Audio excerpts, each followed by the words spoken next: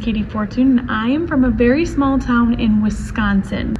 So when I was growing up, like not knowing I had a disability, it was kind of hard because I was good enough. I got good grades. I was very kind and shy and quiet. That is what the teachers would tell my mom. And so I didn't get a lot of help early on in school, which was unfortunate because then I fell through the cracks. But then between 4th and 5th grade, my mom got me tested for a learning disability, and that doctor knew within 10 minutes that I was dyslexic. And so from there on, I did have a disability team and a special education team. I had an IEP.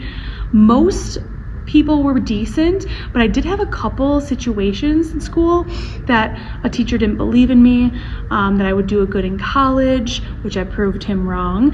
And I also had a teacher that actually didn't believe that I had a disability. And it's not, it kind of is his fault, but it really wasn't.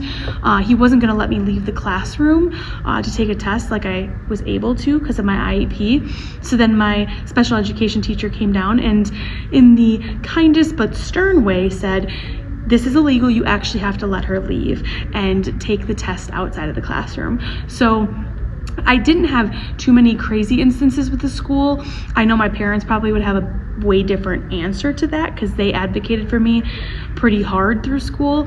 But my experience was okay, but I also learned at a young age to advocate for myself as well.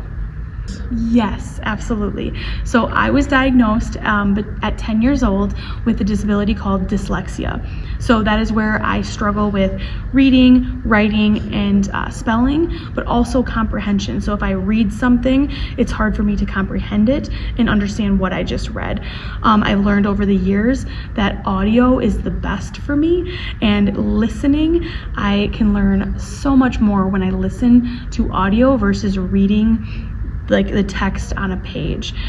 In school, it was hard for me through school, reading in classes, the whole let's read a whole page of this chapter and everyone's gonna read a paragraph. That was the worst for me.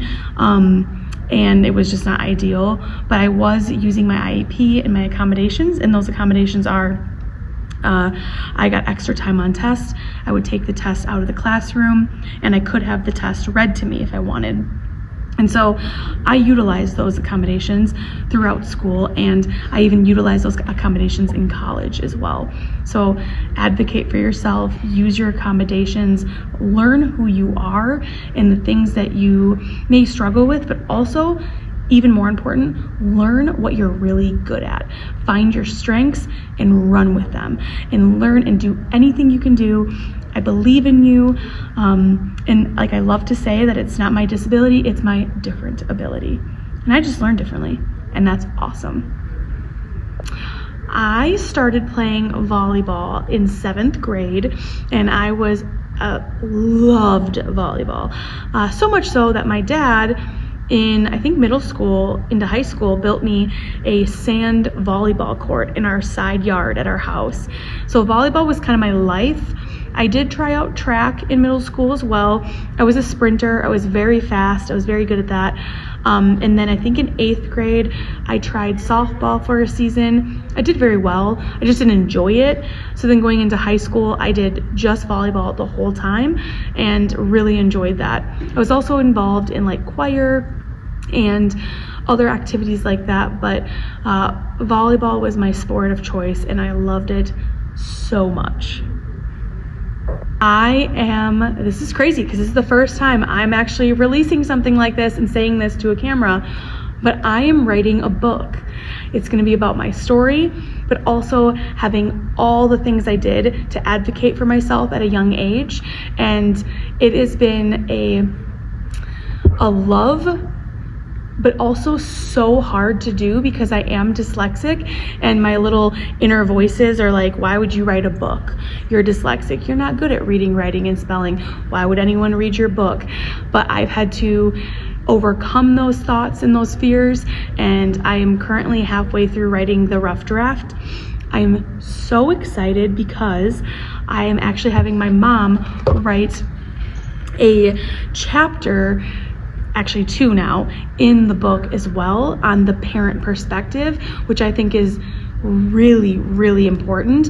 And so then that's just gonna be awesome. So the book is gonna be, I haven't even chatted about this at all actually, but the book is gonna be different stories throughout my life, but then in each chapter there'll be teaching moments and action steps from me and my mom, from the child's perspective, like me having the disability, but also from my mom's perspective as a parent.